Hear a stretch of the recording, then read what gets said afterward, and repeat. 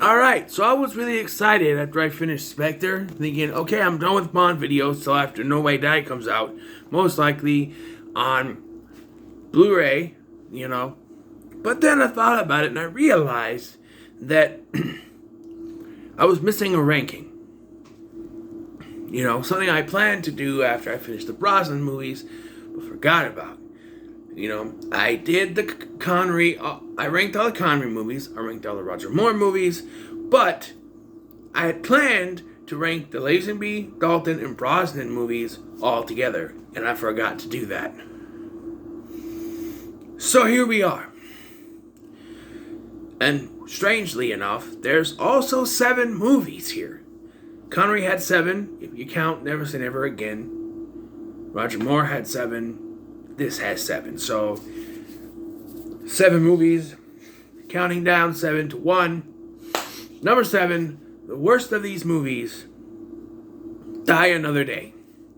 Now, you have a good start to this film with, Bond locked away for, 18 months or so, and wanting revenge. But as soon as he shaves off his beard and he cuts his hair, he's back to being Bond, and everything just goes downhill from there.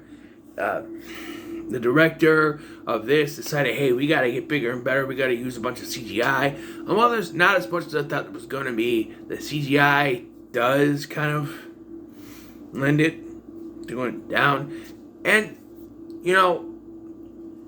Roger Moore's era gets a lot of flack for being the campy, cheesy Bond era, but this movie is Brosnan's campy, cheesy Bond movie. There's lasers from space and igloos and guys with diamonds stuck in their face and guys switching their faces. He's white and British, but he's actually Chinese, and it's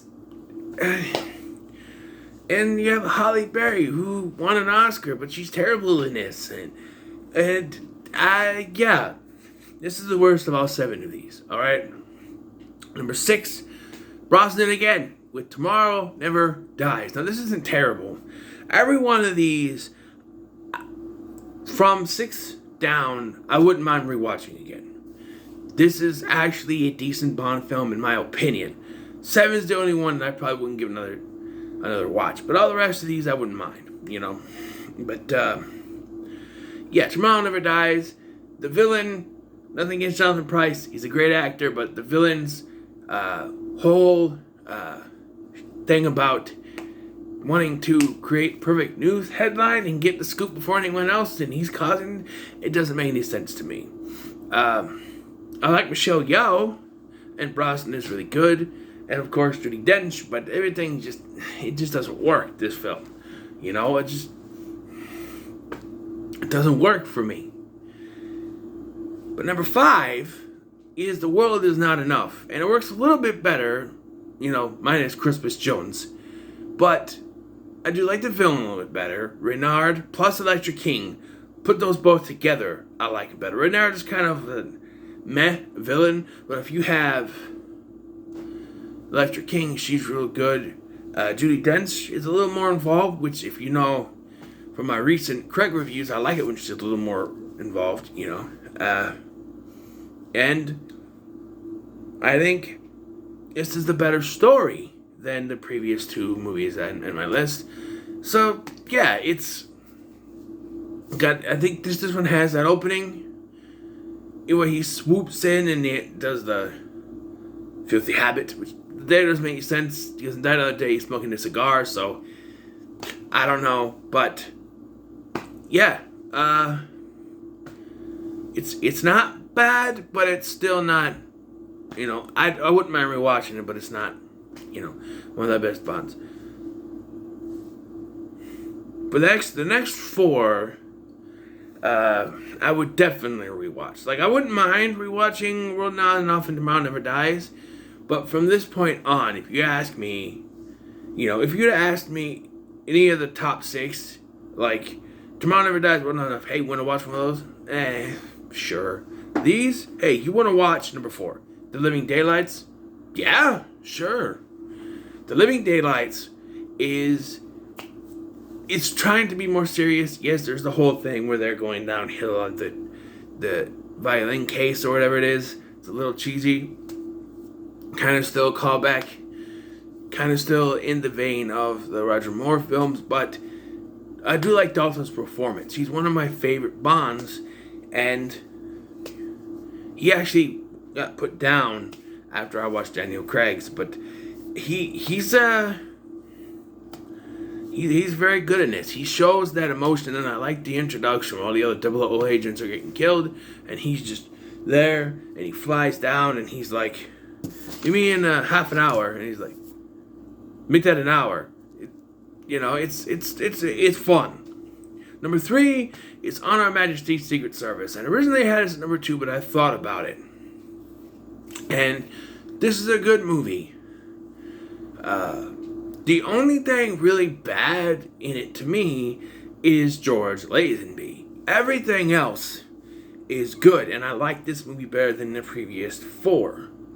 Yes, George Lazenby wasn't an actor, but his first line is Bond, James Bond, which he hasn't earned it yet. And then the next line he says really is, "This never happened to the other fellow." Okay. Sure, I think one of Connery's first lines was Bond, James Bond, but you saw the suaveness on him. This guy comes in, he's taken over for Connery, and he hasn't earned, the right to say Bond, James Bond. And it's just, I don't know. Not that he's terrible, he's okay, but they dub him over when he's Sir Hilary Bray. When he goes to Pitt's Gloria, the whole plan, Blofeld's plan, which, by the way, everything surrounding him is really good. Like, you still have, like, Bernard Lee. I don't know if Desmond Llewellyn is in it or not. I don't remember which ones he's not in. But then you got Telly Savalas as Blofeld. I think he's one of the best Blofelds. You have Tracy, played by Diana Rigg. She's really good. You have a good villain, you have a good Bond girl. But there are a few things, such as Bond supposedly being in love with Tracy, but he's sleeping with girls and a couple other girls in Pitt's Gloria, and the whole thing about hypnotizing women to do your evil, doing whatever you're gonna do. But all that, what makes this number 3 for me is like someone would say, "Oh, a bad Bond puts it on the bottom," but yes, for most of the film, he's bad. Like, he's bad when he's doing his mistakes, when he's not speaking.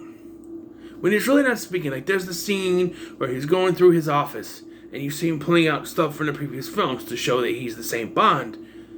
He's not saying a word, and that's a good scene. And at the end of the film, he only utters a couple words, but the look on his face and the anguish, the pain he feels after holding his dead wife in his hands, where he says, "We have all the time in the world." Fantastic. He delivers on that aspect. Just when he's speaking, it's just kind of, and then they dub him, and it makes it worse. But, yeah, number 3. Number 2 is A License to Kill. It's the darkest Bond until the Craig era. But, very good. I like Sanchez is a great villain. Dario is a great henchman. He had a nice honeymoon. Bond's revenge mission. I really like that. Like, he and Felix have this bond. Bond. Have this bond. And now this guy's come along. He killed Felix's wife. He had the shark bite off Felix's leg, and now he's up for revenge. Yes, it's all wrapped up pretty quick at the end. Like, oh, hey, you got your job back, and I'm okay, I'm alive. And we don't see him again in the rest of continuity because they didn't want to bring him in with the wooden leg. So they have Jack Wade in a couple of movies. But, yeah, and then, the Bond girl in here, Pam, she's good. Lupe, she's okay. But yeah, this is a good movie. One of the best Bonds to me. I really like Dalton's performance, and this is pretty good. But number 1, of course, is Goldeneye. From the moment Pierce Brosnan enters in the movie, he's James Bond. You have no doubt. Sorry, forgot to knock. Lovely line, and I like the villain. Probably the best of all these villains, even though his Motives are a little weird. Like, his whole plan about he's going to use this Goldeneye satellite to just rob a bank. And it's like, okay, why? What? You have this thing, Nick, said EMPs for anything and you use it to rob a bank.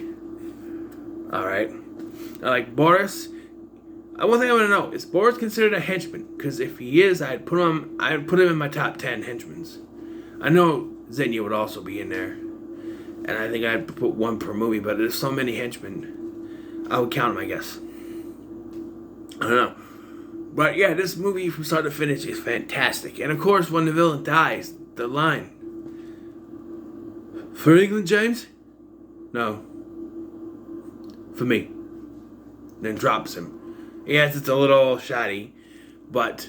And then the satellite falls on him. It's a fantastic film. Xenia on the top. One of the best henchwomen in this. Fantastic. So there it comes in at number 1. And there you have it. I finally give you the Lazenby, Dalton, Brosnan Bond ranking. There it is. So covering my butt there, having it all. So what is your ranking of the Lazenby, Dalton, Brosnan Bond films? Let me know in the comments below. Make sure to like, share, and subscribe. Thank you for watching. I've been Scotty, and I'll see you in the next one.